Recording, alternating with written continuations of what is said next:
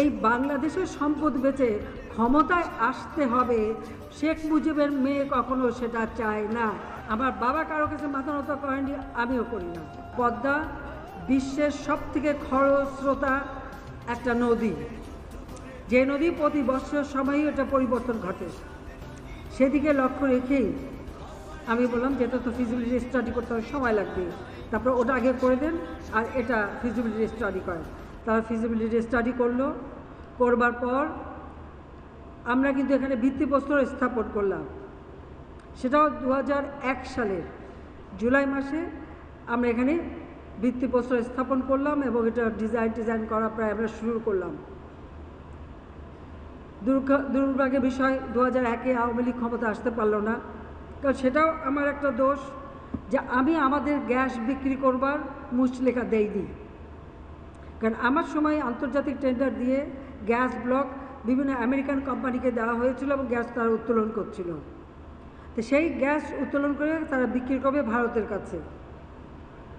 আমি সেখানে বাদ সাধলাম যে এই গ্যাস আমার দেশের মানুষের চাহিদা পূরণ করবে, আমার 50 বছরের উদ্বৃত্ত থাকবে, রিজার্ভ থাকবে, তারপর আমি গ্যাস বিক্রি করব। স্বাভাবিক, বড় বড় দেশের এ ধরনের দাবি না মানলে যেটা হয়, আমার ভাগ্যেও তাই হলো। আমি 2001-এ সরকার গঠন করতে পারলাম না। ভোট আমরা পেয়েছিলাম বেশি, সিট পেলাম না, সরকার গঠন করতে পারলাম না।